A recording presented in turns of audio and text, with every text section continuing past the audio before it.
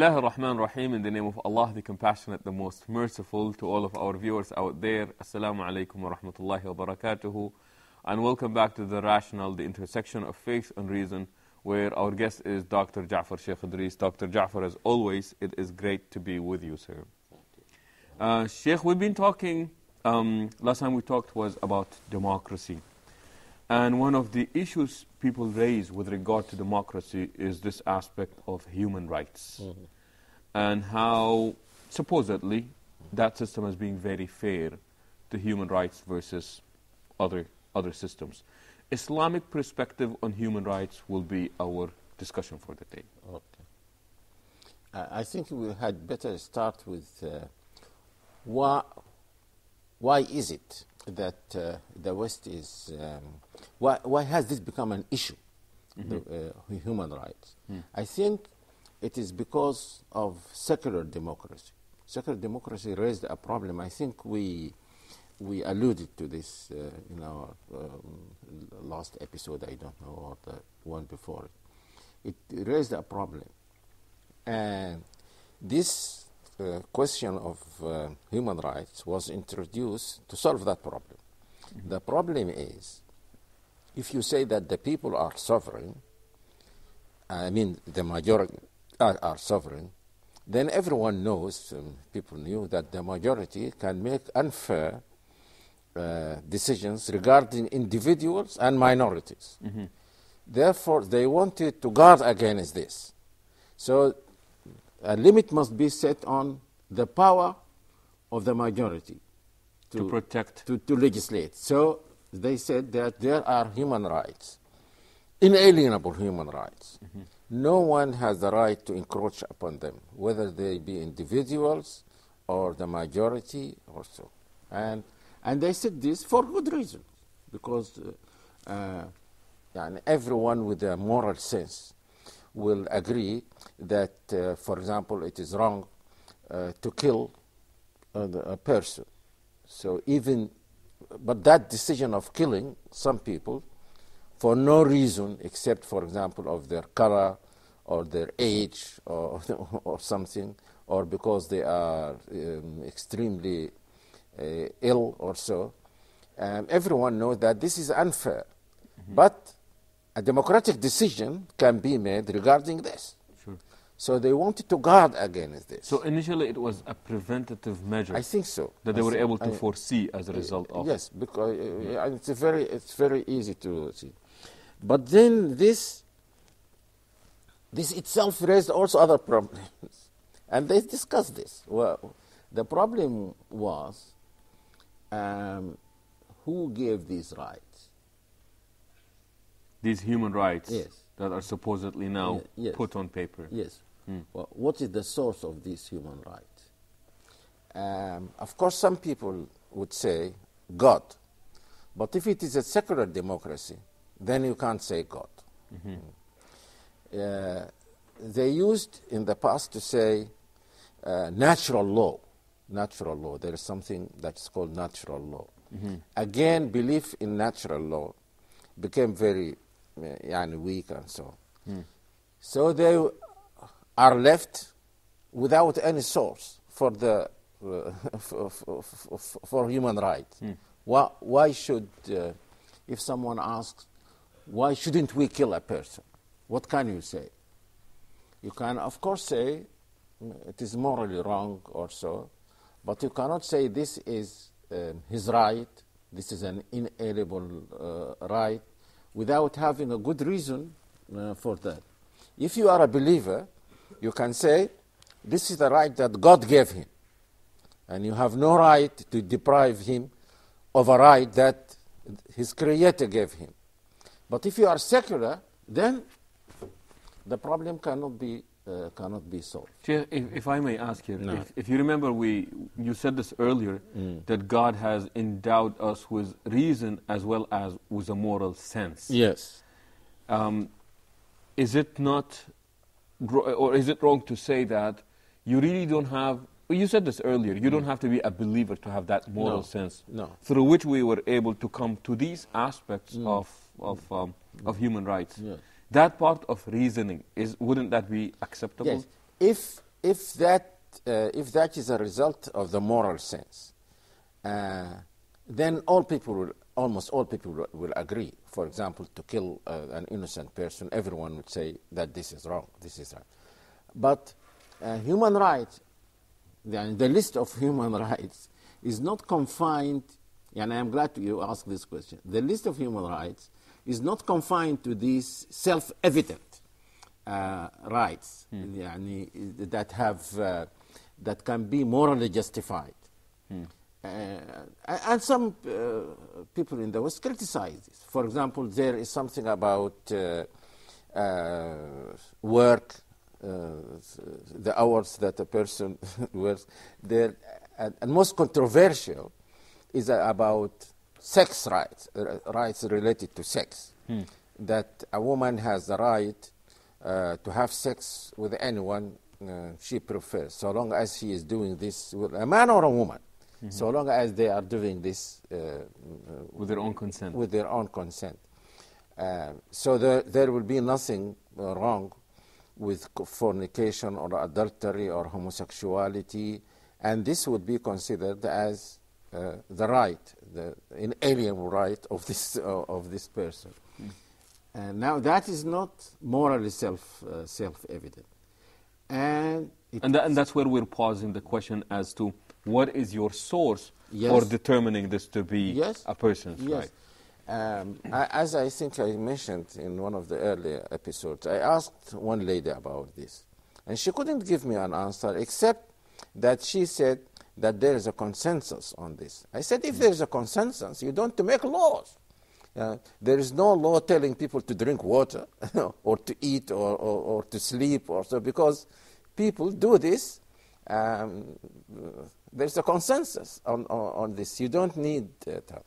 Now, if you say the justification is that it has been passed, as this lady told me, by the United Nations.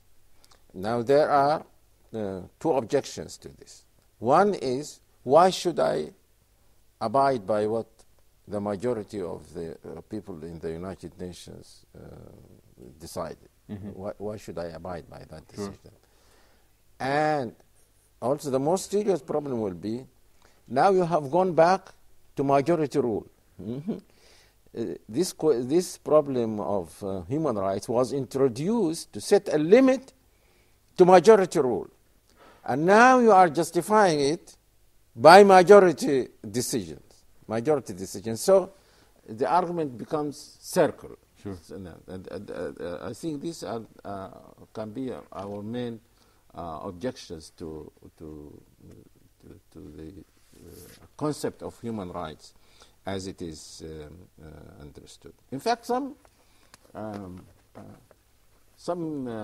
thinkers or philosophers in the West, I read once something by an American philosopher.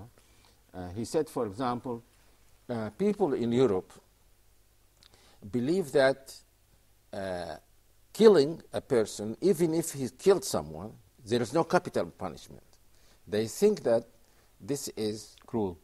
It is human right. To take a life of a person is to deprive him of an inalienable right. That is of living. Yes. Or of life. Yes. So there can be absolutely no justification for taking the life of a person, even if he killed 1,000 persons. This man said, but we go by democracy. If the majority of our people say that there should be capital punishment, and in fact someone said, I have read recently, someone said that even in Europe, in fact the majority of the people would say there must be capital punishment. But because these leaders, political, intellectual leaders, have come to the belief that this is a right, it is there in the laws and the constitution. But there is no justification for it, except that it has somehow become a law.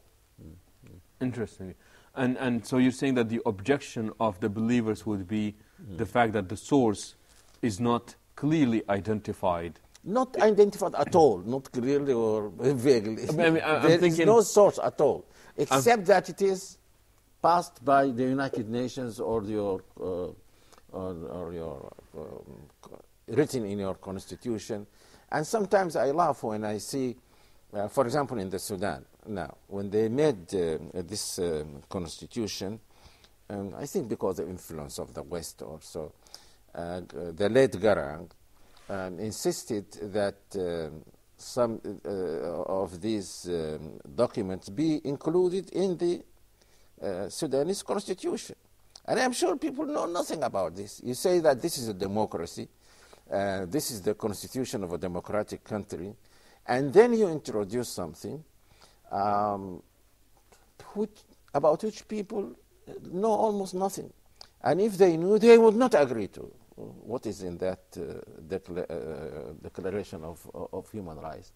And I'm mentioning the Sudan only as an example, but this is what people all over the world are doing just because Europe or the West is doing that. So again, Sheikh, it would be the not mentioning of the source. In Islam, then we would say... Yes. In Islam, the word right is there in Arabic. But the most important right in Islam is the right of God to be worshipped. You remember the famous hadith, ما حق الله على العبيد. What is the right of God against his servants? And the question, the answer is that they should worship him and nothing besides him. This is the most important right. And it is from this divine right that other rights emanate. ما حق العبيد على الله. Even human beings have a right against their creator. And the answer was that if they worship none but him, then it will be their right against him not to punish them or to make them enter paradise. Okay. This is one thing. Now, the most important right of a human being, according to Islam, is that he worships his Lord. This is the most inalienable right.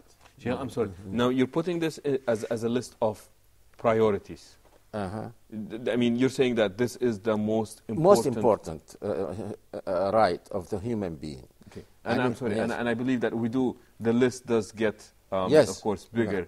But we will have to take a short break, inshallah, and we will return, so please stay tuned with us.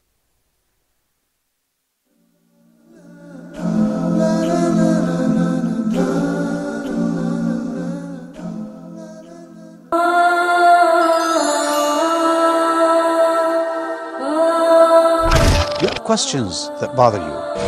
What about issues of concern to you? Would you like to share things on your mind with us? Are you interested in solutions based on an Islamic perspective? Please join me live in Meet Your Advisor every Friday at 9 p.m. Mecca time, here on Huda TV.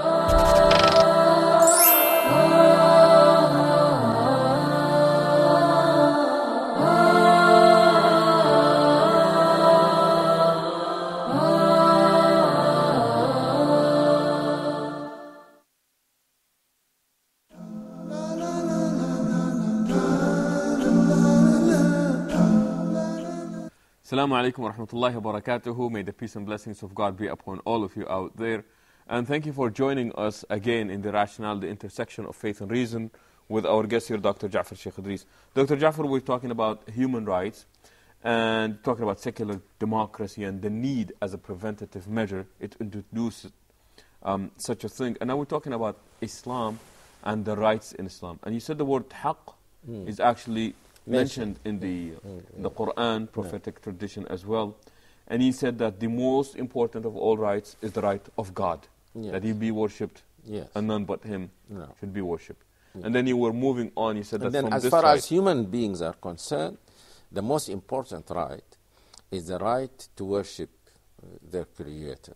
No one has the right. This is mentioned in the first verses that were revealed to Prophet Muhammad in Surah, the surah that the chapter that is called Iqra. أرأيت الذي يكذب بالدين أرأيت الذي ينهى عبدا إذا صلى أرأيت إن كان على الهدى أو أمر بالتقوى. So the worst thing to do, the most criminal act, is to prevent a person from worshipping his Lord. This according to Muslims, this right is more important even than the right to live. And the Quran says, "Al-fitnatu ashaddu min al-qatl."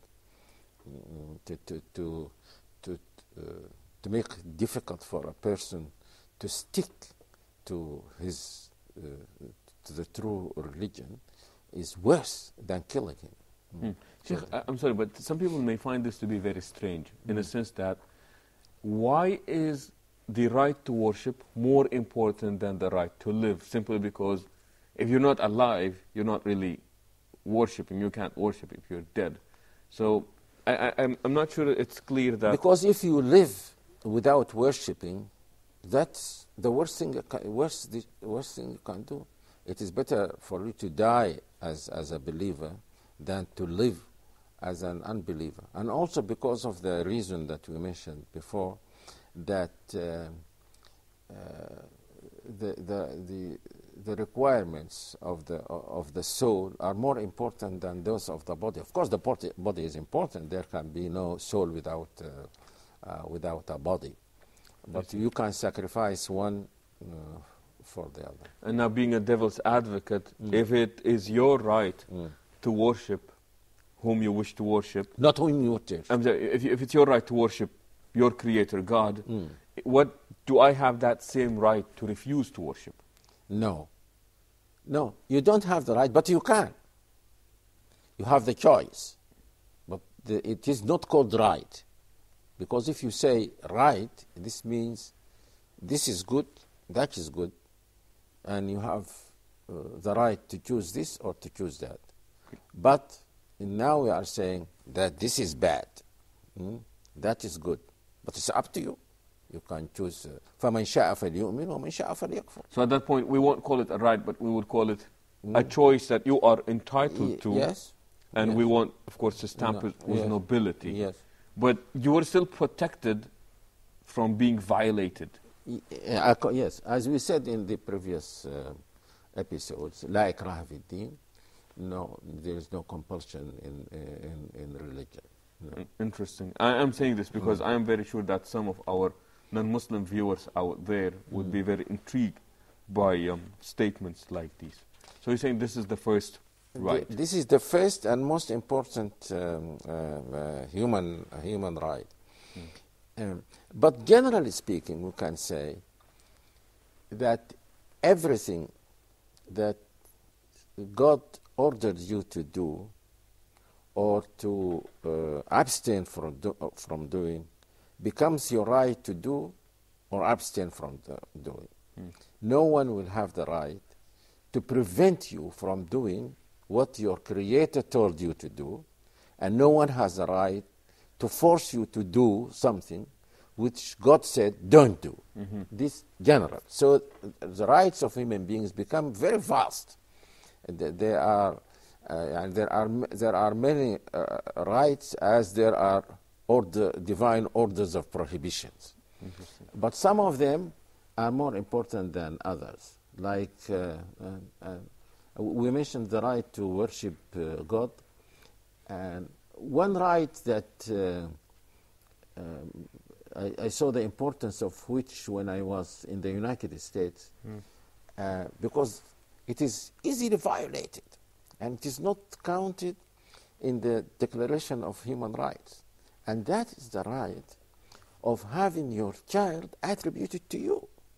You know, in the United States, and I don't know whether in many other European, Western countries, your child can be taken from you and given to another family, and he will be their child officially or legally. In Islam, this cannot happen. Whatever the parents do, the child is still their parent, their child. Even if they kill him, still would say that killed child is the son or the child of so and so. And that right is never lost. Never. That's very clearly mentioned in the Quran. In ummahatuhum illa allai waladnahum. Their mothers are only those who gave birth to them. And I think that this is an example of the most natural right, because this is what we call the child. It's being given birth by a woman in this way. So you can't change this. But in the West, it can easily be changed. I remember a very sad story of a Muslim who was found kissing his daughter in a public place. And some people, some silly people, interpret this as being child abuse. Child molestation. Yes. And so he was punished and deprived of not only of the daughter, but also of the son. And they were given to a Catholic family. The higher court, when they made an appeal, the higher court said the decision of the first court was wrong, because the higher court was convinced that this was a matter of culture. In the culture of those people, there is nothing wrong in kissing your daughter or so. But decisions, something like this, of adoption cannot be changed. Interesting. Now, once a decision has been made, a court decision has been made, that this child belongs to that family, then it belongs to that family. In Islam, this cannot happen. To begin with, Yeah, let alone that Yes, you don't change yes, it later on. You might, if there is something wrong with the parents or so, you might take the child from them, give it to another family. I think Islam would recommend that you give the child to some relatives who would care for the child, or some friends of the parents. So it can be the child, for the sake of the protection of the child, he can be taken from their family. But he will still be their child, and he will be named after them. So the fact that the parents get to keep that right does not by any means promote jeopardizing the well-being and that is why of the child. There is no adoption in Islam. In that sense. Yes, you cannot say of a child that is not your child that he is my child. He cannot take your name. In that sense. There is the right of wealth. Of course, this also in liberalism. There is the right. You are entitled to everything that you earned lawfully. No one has the right to take your wealth from you, except that you also do what God told you to pay what is it called, zakah, dues to the poor, and so on. But you have a right to that. You have the right. In the West, they say freedom of expression. The expression, the Islamic expression, is more positive. It says, ordering people to amr bil ma'ruf wa nahy anil munkar. The duty to enjoin that which is good and forbid. Not just expression, because even the worst dictatorship will not prevent people from expressing. And that's what makes it more positive. Yes. So no one has the right also to tell you not to invite people to goodness, good or to prevent evil. From this is your right. There are circumstances, and they are mentioned in the religion itself, that if this leads to something more harmful, then don't do it, because the purpose is that you increase the good and you decrease the evil. This is a very rational principle. It is well known even People, non-Muslims know this. It is always better to do the lesser of two evils, Sure. and to do the better of two goods. This is a rational principle. So don't invite people to good if the result would be more evil, and so on. There is perhaps the last example I have is the right to tell the truth. This is perhaps the most important right after the first right that we mentioned of worshipping none but God. And that is why the Prophet, you know, that hadith you mentioned, that the Prophet made something like a contract with some of his companions that they always tell the truth. So no one now has the right to tell them not to tell. And so on. So generally speaking, we can say that everything which God told you to do becomes your right to do. Everything which He said should not be taken from you, then that will be. No one should take your life, because God said you can take life only under these circumstances. So anyone who takes a person's life without fulfilling these conditions, then he will be depriving him of his Ramadan. Sheikh, we have about a minute left. I'd like you to comment on what I find to be very intriguing in Islam. And that's where the Quran says, وَلَقَدْ كَرَّمْنَا بَنِي آدَمَ. Indeed, we have honored all the children of Adam, irrespective of their beliefs or of any of that. Yes, this is a very important, and many people in the West don't know about this. Of course, they know as human beings what they call the human dignity. Human dignity. You are not. I'm glad you mentioned this, because this can be one of the rights. I have been honored or given dignity by God. So you don't have the right to treat me as an animal, or even if I am not. Whatever I do, I should not be treated like an animal. And there are very interesting prophetic traditions about this. The Prophet ﷺ saw someone leading his relative by a rope or a string. And the Prophet didn't like this. And he came and cut off the string and said, lead him by his hand, because he will be treating him like an animal. So, and it is forbidden also to mutilate a person, whatever he does. He can be killed, but you don't have the right to cut off his nose or ear or so. To take away that God-given human dignity and honor from them. Sheikh, Jazakallah Khair, and a very interesting topic that we had here. Thank you for being with us. And thank you for joining us, and hope that you join us the next time we meet as well. Until then, we say so long, and Assalamu alaikum wa rahmatullahi wa barakatuh.